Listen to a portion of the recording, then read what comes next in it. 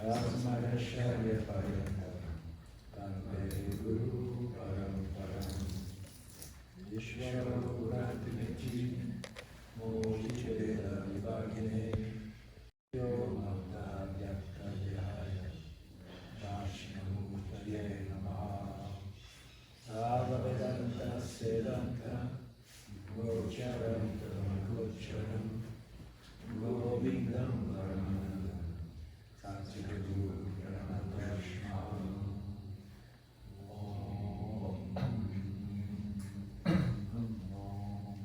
Shanti, Shanti, Shanti. Namaskara.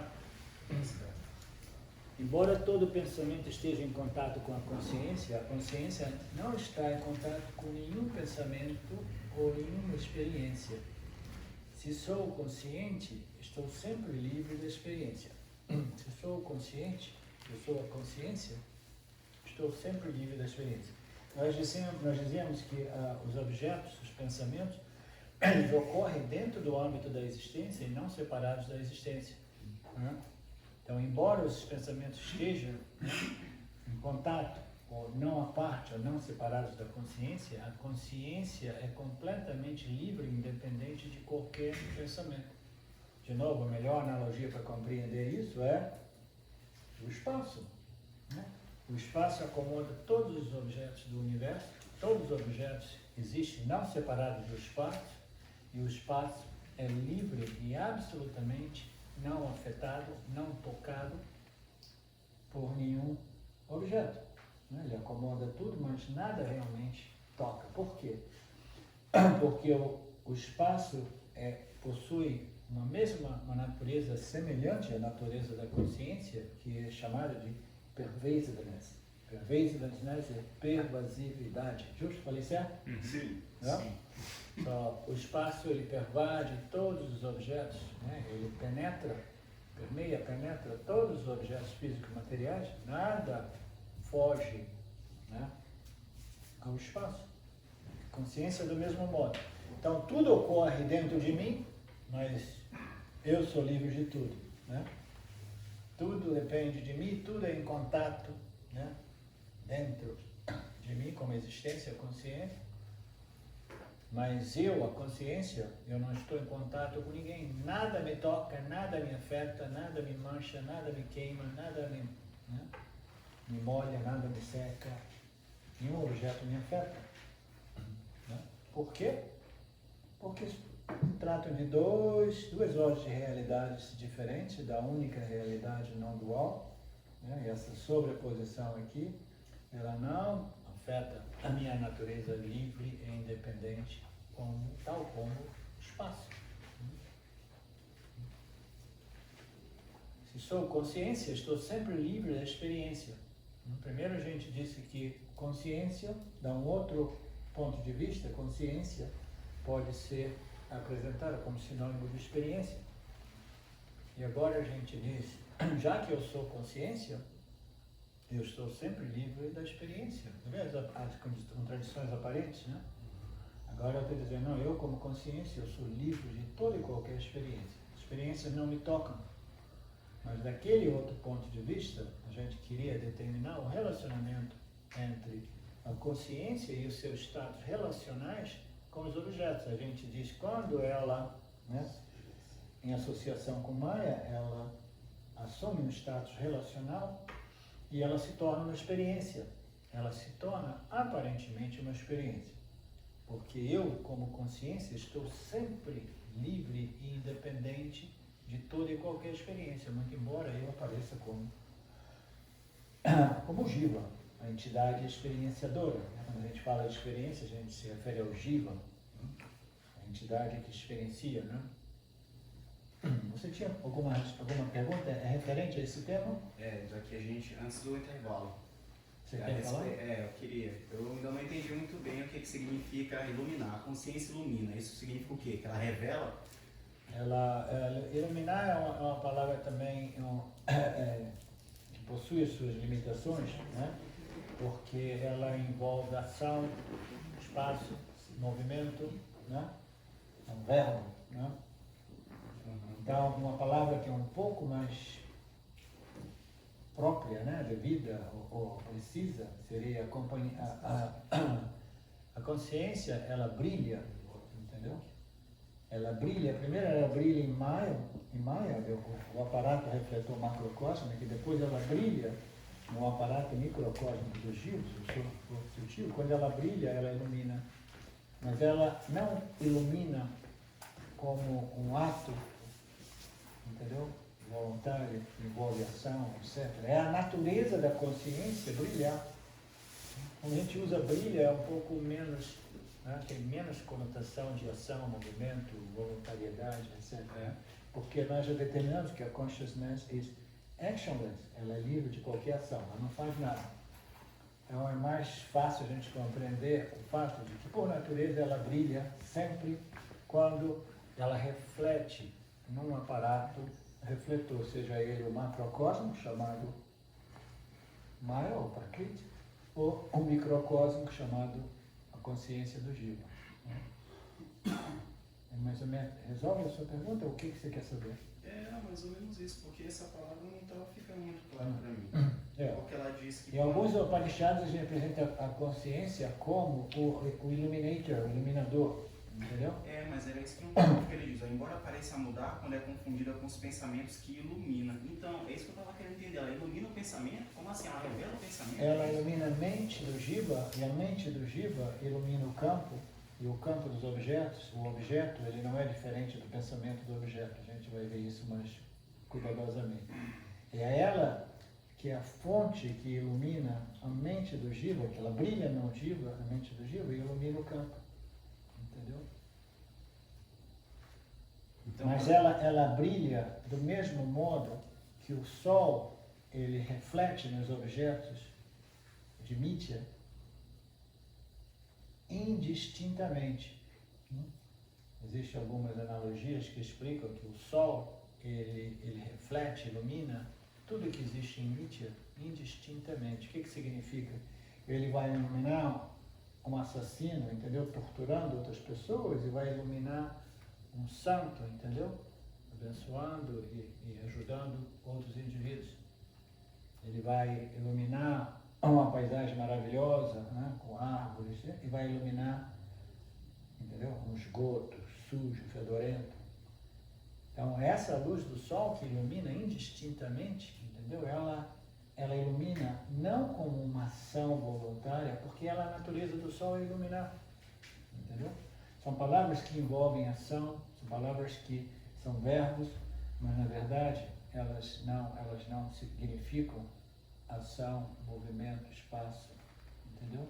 Entendo. É a natureza da consciência iluminar do mesmo modo, revelar é uma palavra melhor, do mesmo modo que é a natureza do nosso sol, revelar e iluminar os objetos, né? Físico-materiais em Nitya. Certo? O verso número 5, despertando do sono profundo, a pessoa se lembra conscientemente da falta de percepção de objetos. Como só se lembra de objetos previamente experimentados, fica claro que no sono profundo, a falta de conhecimento de objetos é experienciada. Olha que interessante. Quando a gente desperta do sono profundo, nós nos lembramos, né, conscientemente que, uau, entendeu? Eu tive uma experiência de sono profundo que não existia nada, né? Não tinha nenhum objeto de experiência, nenhuma projeção, nenhum sonho, nenhum pensamento, nenhum objeto, seja ele, entendeu? Né? Objetos físicos, materiais, objetos sutis, não existia nada, né? Eu estou despertando do sono e eu, em retrospectiva, eu me lembro dessa experiência da falta de percepção de objetos tangíveis, objetos sutis, etc. Nós somente nos lembramos de coisas que são experimentadas. Antes eu falei que a gente tem uma apreciação, um amor grande pelo sono profundo, porque a gente sabe do valor, a gente aprecia, a gente desfruta, a gente curte, né? Então a gente quer, a gente ama, a gente aprecia, né? O estado de sono profundo, que é uma experiência de ausência de pensamentos barras objetos. Né? Como nós somente nos lembramos de objetos previamente experienciados, fica claro que eu me lembro da ausência de objetos, significa que eu naturalmente eu experimentei, entendeu? Essa ausência de objetos. Como se a gente somente lembra de objetos previamente experimentados, fica claro que no sono profundo eu experimento a ausência de objetos, a ausência de conhecimento dos objetos, como diz o verbo. Né?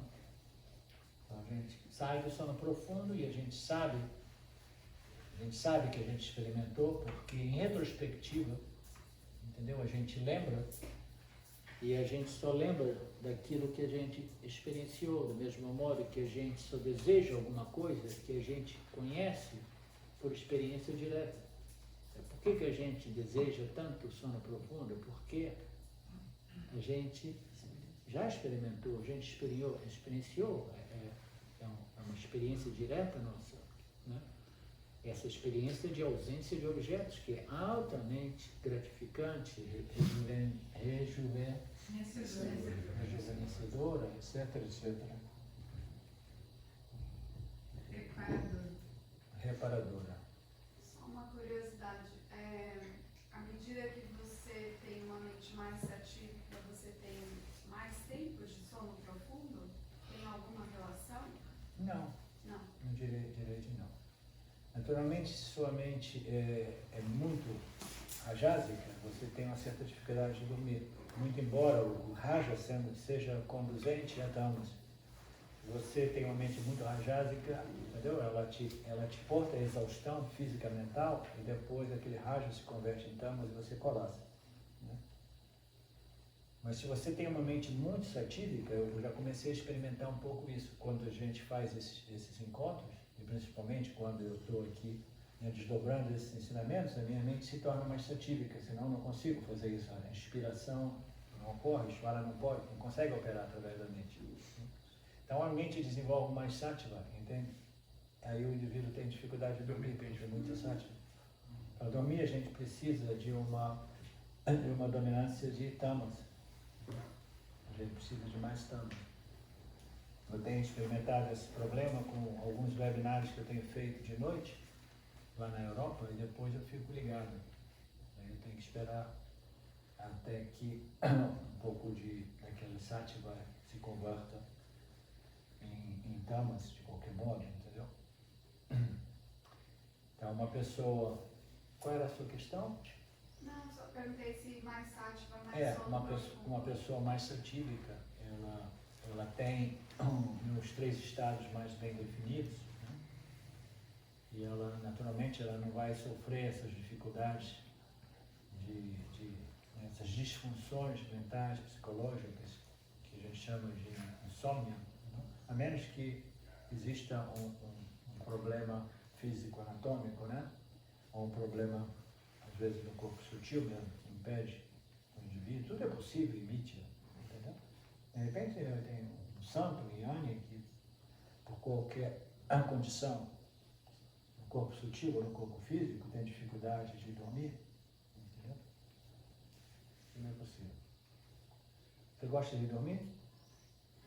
Eu durmo bem. Então, bom para você.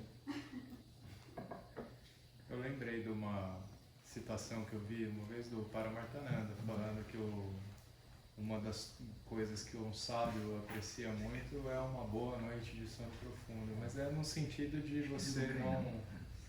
você está muito sempre de acordo com Ishvara, né? Então a mente está sempre fresca para se entregar também ao sono, sem qualquer condição rajásica ali impedir. Uma pessoa sana, né, fisicamente e mentalmente, ela vive segundo os ciclos naturais da vida, né? Quando fica escuro, ela gradualmente vai se atormentando, aí às 5, 6 da manhã ela se desperta junto com os outros seres, e ela vai se harmonizando com essas leis naturais, né? Esses ciclos naturais. Mas aí faz sentido, dentro da lógica, pensar que um Yani com essa condição de sabedoria estabelecida, assim, que está muito firmada mesmo, Sim. como ele neutraliza muito sempre essa carga de vasanas ao longo do tempo, a tendência é sonhar cada vez menos, não? Sim, exatamente. O sono vai melhorando, entendeu? Porque aquelas agitações, perturbações, aquelas vasanas, né? Elas vão sendo removidas, canceladas, neutralizadas, a mente vai ficando mais pura, mais refinada, e a pessoa se torna mais natural, né? Experimenta o ciclo dos 3 estados de consciência, né? Mais naturalmente. Mas experimentar, chegar ao ponto de não experienciar o estado de sonho. Uma vez eu vi alguma coisa do Osho nesse sentido, muitos anos atrás, mas eu lembro até hoje. Falando, não, porque você chega a um ponto da sabedoria que você dorme profundamente a noite toda. Isso é meio misticismo, assim, sim, ou não? Sim, o Osho, ele dizia o que ele queria, né? Mas, em geral, né, o sonho, a capacidade de dormir é um punha importante, entendeu? Sim. É um mérito.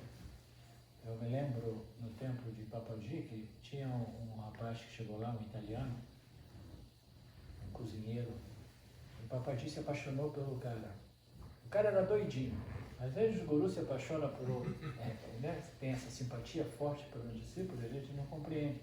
De repente são cruzamentos de nascimentos anteriores. O Papaji disse, não, eu quero...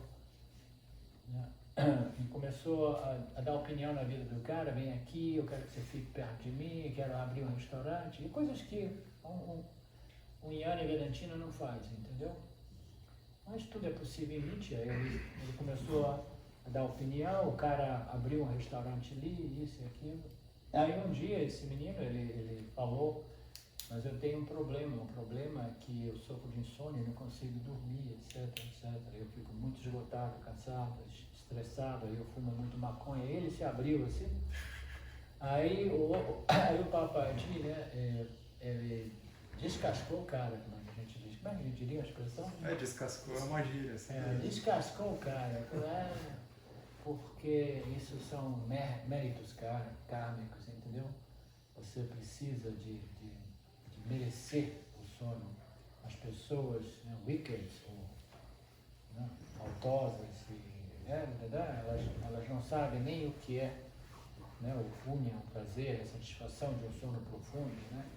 Falou um monte de coisa assim que o cara ficou de cara, já tinha investido no restaurante, agora eu estou preso aqui, eu tenho que tocar essa coisa aqui, no final ele acabou fechando o restaurante e indo embora.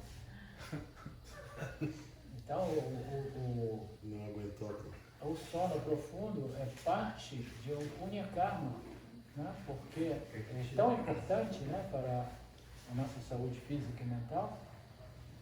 E como a gente sabe, existem pessoas que vivem nesse mundo movidas por desejos, ambições físicas, materiais, que vão destruindo, danificando a mente do indivíduo. E as pessoas só conseguem dormir tomando pílulas para dormir. Elas perdem a habilidade de dormir, entendeu? E aí, quanto mais pílula toma, mais ela tem que tomar, porque não faz mais efeito. Todos os efeitos colaterais, etc. Então, é o resultado de uma vida bem vivida, dharmica, em harmonia, né, com a natureza do indivíduo como jiva, etc. Um estilo de vida satívico. Aí, como resultado, a gente pode desfrutar desse punha chamado de sono, né? Sono profundo. Mas sattva pode ser um problema, como vocês já me ouviram dizer, em Tiruvannamalai é uma reclamação constante das pessoas. Tem muito shakti, muita energia, muita sattva, e muitas pessoas né, têm esse problema, eles têm dificuldade de dormir. Muito sattva. Nos nossos seminários também apareceu esses relatos do pessoal ter dificuldade de dormir.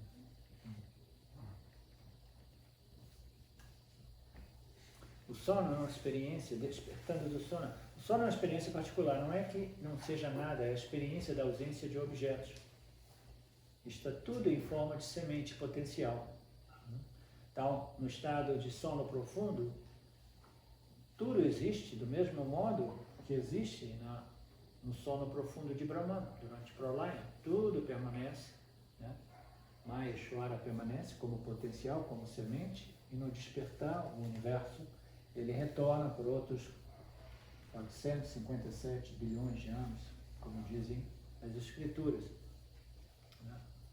Então, do mesmo modo, no nosso dia a dia, o sono, ele não é exatamente nada, é a experiência da ausência de objetos que permanecem em sua forma potencial. Né? O que ocorre é que as vasanas, elas se adormecem, a mente é desligada porque as vasanas vão num estado de anestesia, elas permanecem adormecidas. Né?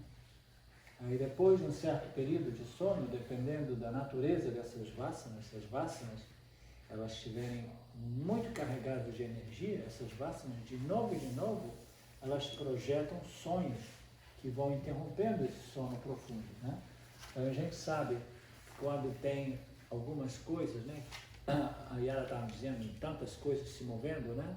Quando a gente tem muitas coisas se movendo aqui, né? Vindo à superfície, o nosso sonho, o nosso sono profundo, ele fica mais comprometido, porque ele é interrompido constantemente com essas projeções da mente consciente, né?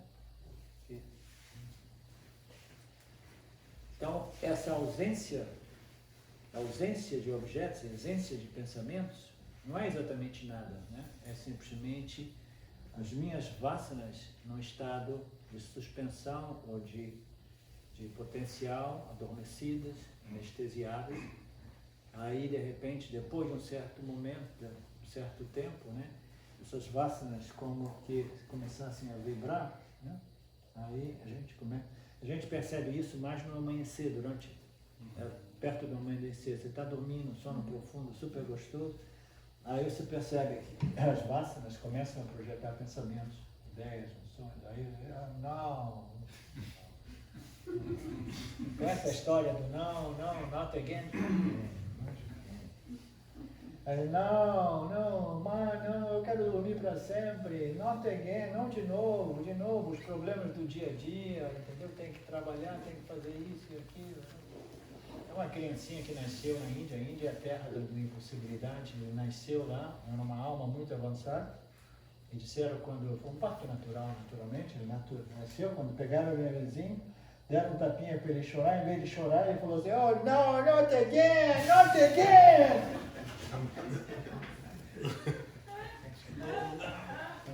Então, de manhã cedo a gente acorda, a gente sai daquele barato, Ananda Maya Kosha, né? Uma plenitude, né? Não dualidade, não existe nada, nenhum pensamento, nada que possa me perturbar, tudo está dormindo, eu estou lá curtindo esse oceano, esse mar indiferenciado de Tamas. Aí começa, né, esse pensamentinho, começa, levanta, abre o olho, acorda, né? Boleto. Boleto de pagamento. Levanta, vai fazer café, É a experiência da ausência de objetos. Está tudo em forma semente potencial. É chamado de ignorância de raiz, mula vidya. Ananda é considerada também uma bem-aventurança, um sentimento de paz, de plenitude, de completude. É uma experiência de alegria, de paz experiencial, de uma felicidade experiencial. Todos nós sabemos que existe grande prazer, grande alegria e satisfação no dormir, né? No sono profundo. Nem a consciência, nem o sono são conhecidos no momento do sono profundo. No momento que a gente está no sono profundo, nem a consciência e nem o sono profundo são conhecidos no momento do sono. Por quê? Quem que conhece fenômeno, objeto? Entendeu? A mente que está suspensa, né, durante o período do sono. Né? Então, nem a consciência, nem o sono são conhecidos pelo Jiva, porque o intelecto do Jiva está em sua forma suspensa, né? Anestesiada, na sua forma semente. Né? O mecanismo mind, intelecto e ego, eles estão desligados. Desligados. Ok, stand by. Yeah. Pause. Então a gente pode relaxar, etc. Né? Tomara que no futuro próximo eles inventem um aplicativo né, que nos permita, né? Eu quero 5 horas de Ananda Mayakosha hoje. Entendeu? Nenhum pensamento, né? Eu me conecto com o aplicativo, pá. Anestesia. Anestesia. O Osho era doido, né? O Osho era uma figura doida. Quando ele era jovem, ele tinha um fascínio tão grande para descobrir o que era a mente, o que era a consciência. Ele não entendia essas coisas, porque era moleque ainda. Ele tinha um amigo dele que era um cirurgião, médico, e ele convenceu o cara, ameaçando ele, bribing him, fazendo todo tipo de trapaceira. Né? Ele forçava o cara, através de um jogo que ele fazia, psicológico, com o indivíduo, a dar anestesia para ele. Ele não precisava de anestesia, mas ele era fascinado com a ideia, assim, não, essa consciência está aqui, então eu quero essa anestesia porque eu quero ver quando essa consciência desaparece e quando ela retorna. Você já tentou observar quando o sono começa?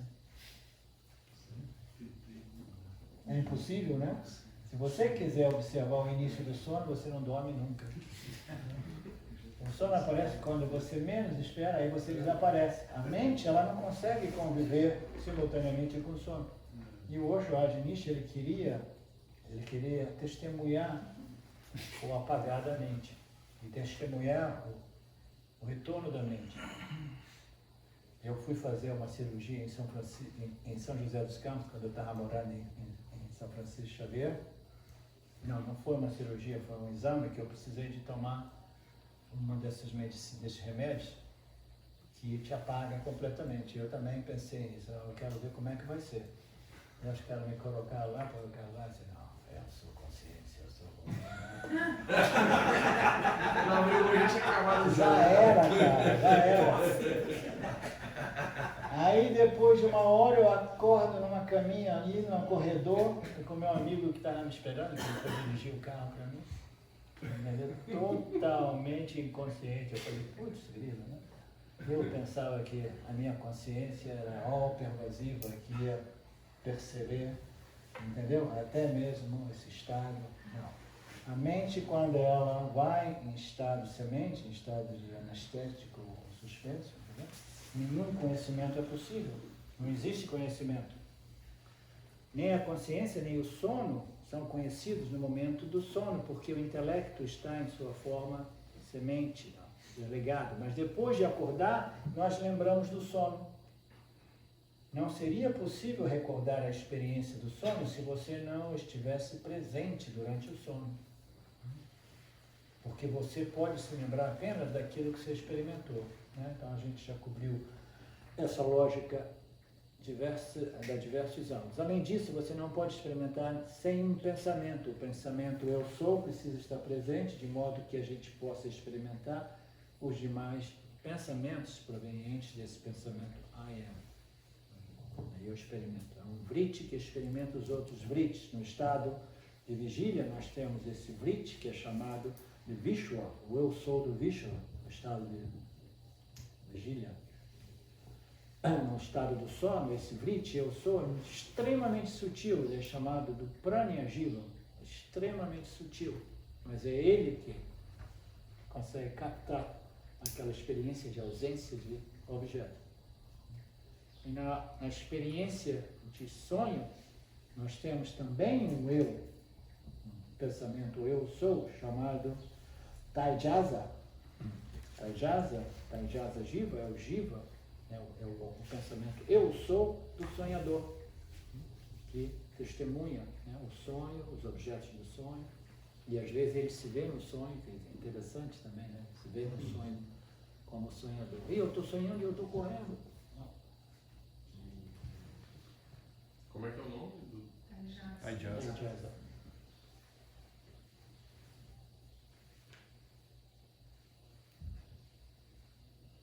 Onde essa experiência do sono surge se a mente não está lá? Né? Não pode ocorrer na consciência, porque a consciência é não dual. A consciência não experimenta nada, isso é importante a gente saber. A experiência, a consciência não é uma entidade experienciadora. Isso é uma coisa muito frustrante para muitas pessoas. Não, eu quando realizar que eu sou a consciência, eu vou permanecer eternamente como consciência, experimentando esse estado, né, de bem-aventurança, né, de êxtase, de bliss, né, de satisfação perfeita e ilimitada. Não. A consciência não experimenta nada. O Jiva não consegue experimentar a consciência, e a consciência não consegue experimentar nada aqui, mas a consciência, ela experimenta através do Jiva.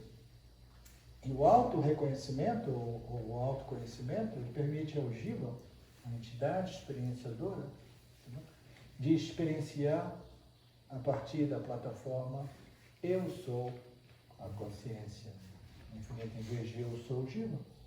Ela experimenta dessa perspectiva. O Jiva é a única entidade experienciadora. Quando o Jiva é desintegrado, entendeu? A gente permanece como consciência, mas a gente não experimenta. Aí que é minha amiga, né, que eu não quero revelar na minha vida, não, mas não vale a pena, então por que eu vou iluminar se depois eu não experimento mais nada? Né? Não é porque esse fascínio pela experiência, esse fascínio, essa vasana por experimentar, por desejar coisas, é a raiz do problema, né?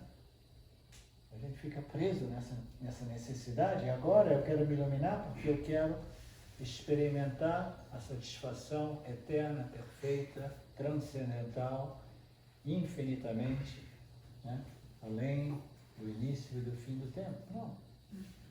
Você simplesmente descobre quem você é. No processo de descobrir, reivindicar e assumir, né, a sua identidade como consciência, o seu desejo por experiências eles vão começando a secar, e no final você está feliz de não ter que retornar aqui para continuar correndo atrás de coisas para experimentar e evitar. Né? As pessoas dizem, mas aí não parece excitante não voltar aqui. Então, tudo bem, então volte. Uma amiga minha lá na Índia, né? Fica à vontade. Fica à vontade, uma amiga lá na Índia, né? Indignada, assim, não, mas eu gosto de Maya, eu gosto de Samsara, essa história de iluminar e não voltar não é para mim não, eu quero voltar. Aí eu falei para ela, fique tranquilo, porque esse pensamento, eu quero voltar, vai te trazer de volta. Entendeu? Tantas vezes quanto você entretenha esse pensamento, eu quero voltar, você estará de volta, até que você compreenda que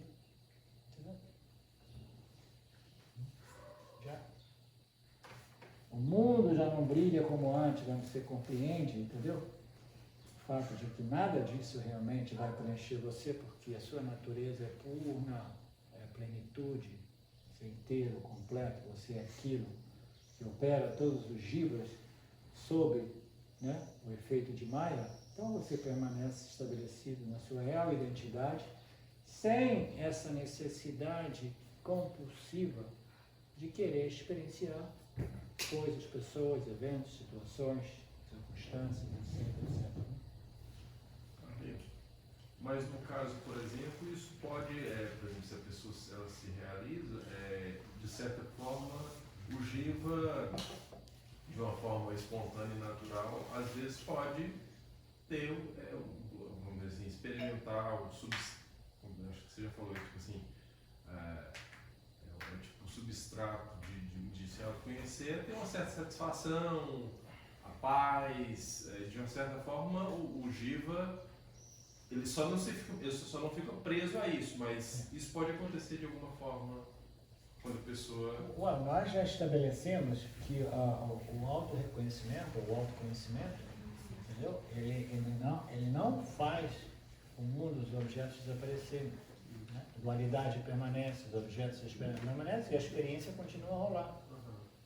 Só que você já não se relaciona com os objetos daquela plataforma de que eu preciso disso e daquilo, e eu preciso de evitar aquilo e aquilo outro como um meio de me satisfazer, me estabelecer, me completar, entendeu? Então, aquela necessidade da experiência como meio de me completar, de me satisfazer, é que desaparece. mas o mundo não desaparece. Isso é o que a gente chama de vairagya, de dispassion, de equanimidade, que para muitas pessoas no início parece uma coisa um pouco deprimente, entendeu? Existe um modo de explicar essa dispassion, a despaixão, né? Gente, paixão é uma coisa overrated. Como é que se diz overrated? Sobrevalorizada em nossa sociedade. Mas a paixão, ela tem um downside, né? Muito preço, né? Muito alto. Você tem uma paixão, você está super excitado, aí você pode ter certeza, quanto mais você vai lá em cima, mais você vai crashing aqui embaixo. Entendeu? Totalmente tamanho, totalmente deprimido. Né? Então, esses picos de altos e baixos são inevitáveis. Né? Então, essa paixão, ela é overrated, é sobrevalorizada, porque no mundo, em samsara, você, para realizar desejo, para conquistar coisas, né, prosperidade, coisas físicas, materiais, você precisa de ter essa força do desejo, que em outras palavras é a paixão, de correr atrás mesmo, eu vou conseguir ser um milionário, né? Vou conseguir isso e aquilo, eu quero uma casa grande, né? Eu quero uma empresa minha, etc, etc. Então, essa paixão, ela vai mover o indivíduo emocionalmente, com rádios, para correr atrás de coisas. Então, as pessoas dizem, você é o cara, você conseguiu ficar rico. Né? Então, os caras vão bater no seu ombro e dizer, você vai bater no seu, eu sou o cara. Mas dentro de você assim, né? Eu consegui tudo isso, eu ainda me sinto tão miserável, se não mais miserável do que antes. Existe um ditado que diz assim, nada falha mais do que o sucesso.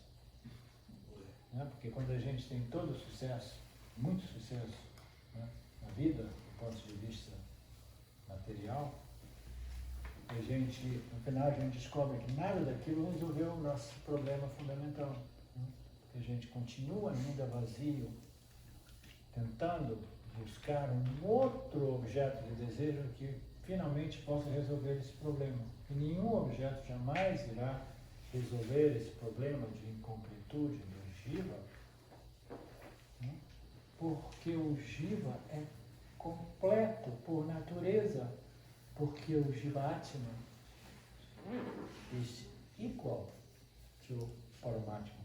Jivatma, Paramatma, Aikeya. É a mesma natureza. Entendeu? Quando a gente descobre a nossa natureza primária, a gente permanece exercendo a nossa natureza secundária, mas consciente daquilo que eu sou, portanto, o meu relacionamento com o mundo dos objetos se modifica. Né? Era a sua pergunta que a gente estava falando?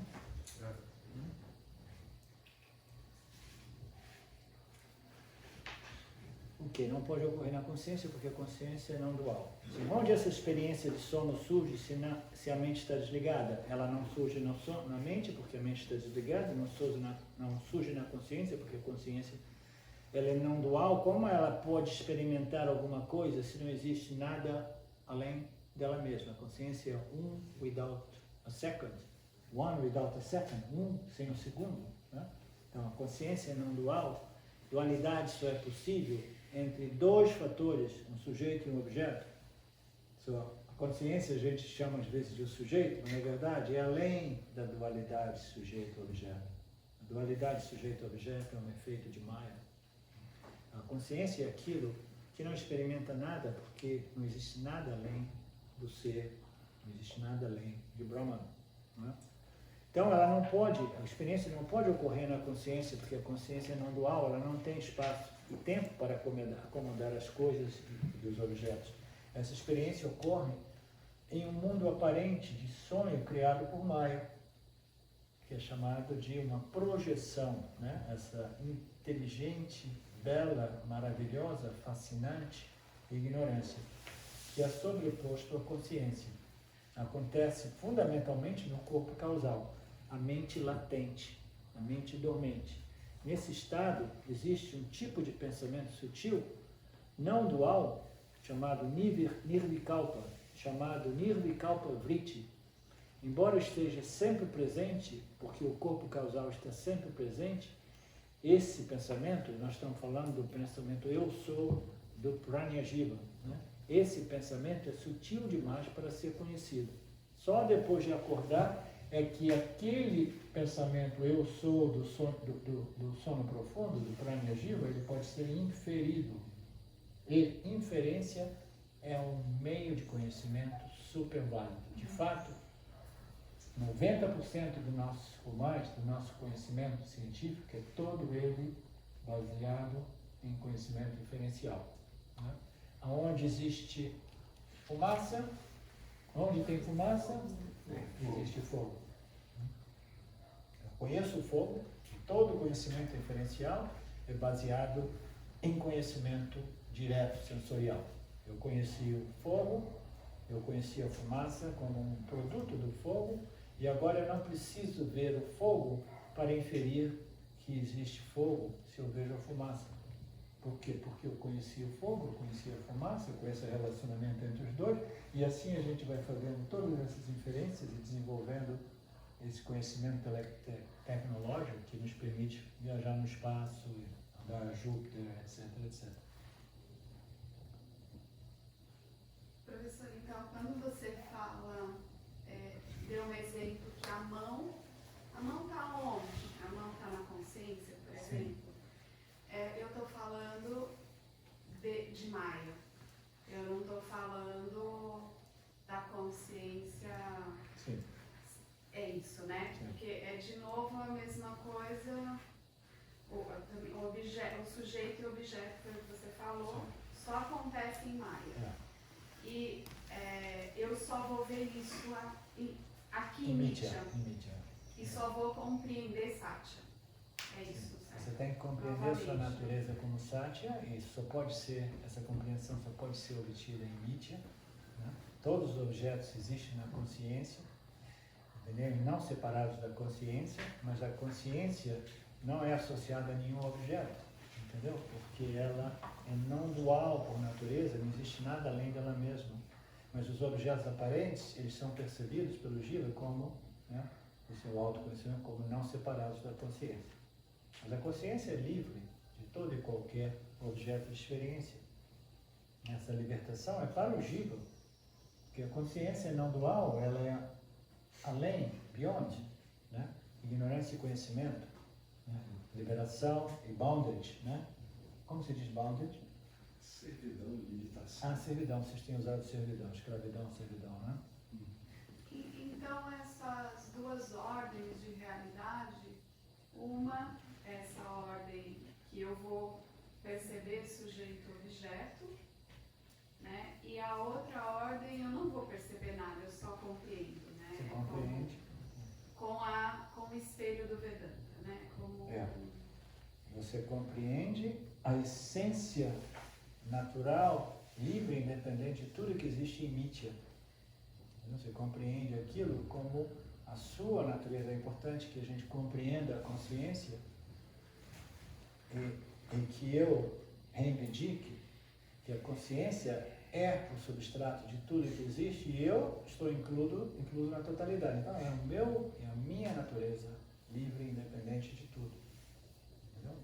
Esse conhecimento ele só pode ser obtido através do jiva humano e ele tem um impacto na vida do jiva humano, entendeu? Que modifica o relacionamento dele com os objetos de Mitya e ele vive uma vida, né, relativamente livre da ignorância imposta por Maya, essa ignorância universal, pervasiva, né, que projeta e sustenta o universo. Todo esse universo é sustentado por essa ignorância.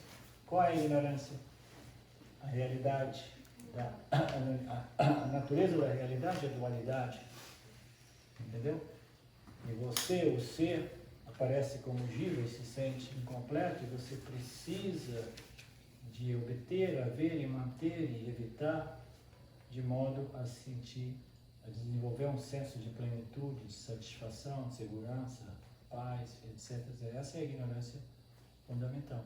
Então essa ignorância, na medida que você descobre a sua real natureza, ela neutraliza esse sistema de vasanas, desejos, ações, vasanas, desejos, como meio de completar umas pessoas, os indivíduos, que nos traz de volta nesse ciclo, né, de nascimento, morte, renascimento, etc, etc. Então, você estava falando uma coisa interessante no início que eu queria desenvolver, mas agora eu esqueci. O que você falou no início mesmo, se você lembra? Eu Do sujeito falei mal, que objeto e sujeito só existe por causa de Maya, nessa não dualidade, eu não consegui. Isso é o que eu vou ver. E a Insatya é o que eu vou compreender. Sim. Então, esse é um ponto que eu queria tocar, porque Satya, a consciência, o ser, a consciência, Brahman, ele não é uma entidade experienciadora, dá um ponto de vista do ser em não associação com Maya. Okay? Toda vez que Maya opera, o ser, consciência, Brahman, é associado com Maya, o ser se torna uma entidade experienciadora e conhecedora através dos jivas. Por causa da matéria. Hã? Por causa da matéria, por camas. Não, porque a consciência aqui, ela se torna uma entidade experienciadora, conhecedora, porque ela brilha no corpo sutil dos jivas e ela ilumina esse reflexo. A gente vai entrar nesses conceitos de consciência original, consciência refletida e o aparato refletor, o macrocosmo, etc. Então ela vai brilhar no corpo sutil dos jivas e ela vai experimentar. Então a gente vai dizer, quem é que está experimentando? Será que é o corpo sutil do jiva, o aparato refletor? Será que é a consciência? Mas a consciência não é uma entidade experienciadora. Ela requer um jiva, mas o jiva, ele é capaz de experienciar sem a consciência? Não. A consciência, o jiva depende da consciência para exercer a sua faculdade de experienciador, conhecedor. Então, quem é fundamentalmente, né, que está experienciando é a consciência através dos seus jivas, uma vez que Maya entra em operação. Né? Mas a consciência, em não associação com Maya, ela não experimenta nada. Entendeu? Ela permanece não dual, em sua plenitude, um sem um segundo, um sem o outro, entendeu?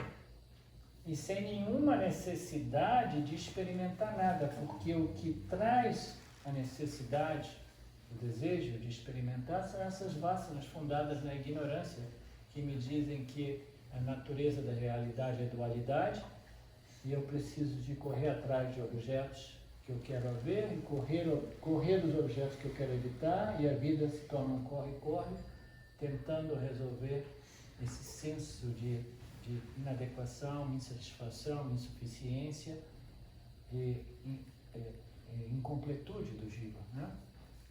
Então, a consciência, ela livre de Maya, ela não tem nenhuma necessidade de experiência. Quando Maya aparece, ela aparentemente ela se torna o jiva.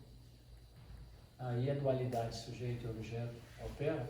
Então, quem é que está experimentando? Imagina que tem um raio de luz e tem uma casa com pouquíssimo acesso ao sol. Mas aí o cara muito inteligente, ele sabe de onde os ângulos que a luz aparece durante o dia, ele faz uma composição de 2, 3 espelhos. Entendeu? O espelho que reflete aqui, joga para lá. Aí quando você vê, ele tem o quarto dele que é muito escuro, totalmente iluminado. Então digamos que tenham 3 espelhos. A luz original reflete no primeiro espelho, né? Passa para o segundo, reflete no segundo, reflete no terceiro. Então, qual é a luz que está iluminando o meu quarto? É a luz do espelho número 3, número 2, número 1. Porque sem o espelho número 3, número 2, número 1, o meu quarto não se ilumina. Né? Então, da onde essa iluminação é proveniente, já que sem esses espelhos, sem esses refletores, o meu quarto permanece escuro. Né? Então, qual é a luz que está realmente iluminando o quarto? A luz original ou a luz refletida número 1, 2 ou 3? Né? Essa é uma questão muito filosófica. Né? fundamentalmente, a consciência é o iluminador, the illuminator, como alguns Upanishads colocam, né? The illuminator, né? Aquilo que ilumina. Mas, de modo a iluminar essa realidade aparente, ela precisa desse aparato refletor chamado Maya, entendeu? Que vai produzir uma infinidade de objetos here. Mas isso não basta. Quando ele produz uma infinidade de objetos, ele tem um campo, né, muito bem estruturado, estabelecido. O campo está aqui estabelecido. Mas qual é a função, o benefício, o propósito de um campo, a menos que ele possa ser experimentado e conhecido, né? Então, esses elementos, né, que constituem esse campo, naturalmente desenvolvem esses complexos, né, esses organismos vivos, né, mais complexos, né, com essa capacidade de perceber as propriedades dos objetos e desenvolver, né, conhecimentos, experiências, etc, etc. Então a gente tem a consciência associada com Maya. Maya produz uma infinidade de objetos. Entre esses objetos, alguns desses objetos brilham porque possuem um corpo sutil. Consciência brilha em Maya, produz o campo de objetos. Objetos são de duas qualidades, inertes e sencientes. Os objetos sencientes, eles produzem um segundo reflexo.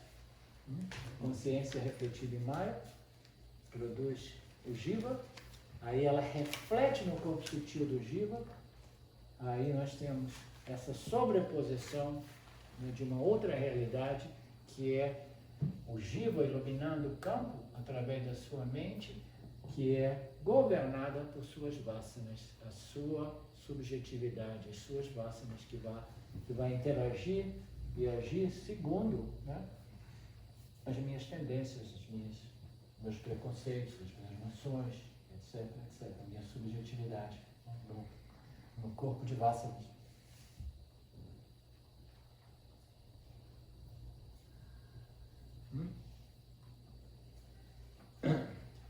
Vocês aguentam? Vocês seguram a onda de um outro satsang hoje ainda? Sim? De boa. De boa? Ninguém está sofrendo uma overdose de Vedanta? E vai ser na sequência ou vai? Sim, deram uma ideia, foi Yara deu uma ideia de repente a gente não ter que voltar mais tarde, a gente faz um break agora, aí a gente faz a terceira, aí em torno das 7, 7h30, a gente é livre para ir pular carnaval hoje, que hoje é domingo. Tá montado lá na praça já. Comer nas barraquinhas. Atravessar o São Paulo. Ok, deixa eu acabar esse parágrafo. Nesse estado existe um tiro de pensamento sutil, né? Nirvikalpa, ok? Não temos a palavra para o sono. Sim, esse é legal também. A experiência de objeto, a gente lembra depois o que significa que eu estava lá, de modo que eu possa lembrá-lo. Parece que não há experiência no sono profundo, mas temos uma palavra para o sono profundo, a gente chama de sono. Tudo isso aqui é compreensão inferencial.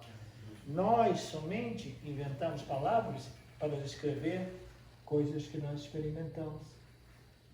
Pense nisso, a gente nunca cria uma palavra para apontar ou descrever alguma coisa que não seja conhecida e experimentada.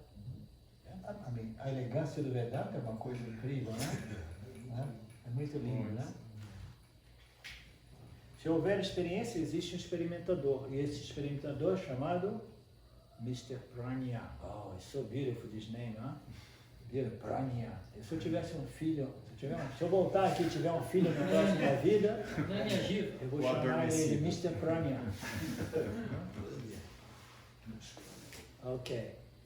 Om Purnamada Purnamidam Purnamudachyate Purnasya Purnamadaya Purnamevavashishyate Om Shanti Shanti Shanti. Thank you, Lord. Thank you, everybody.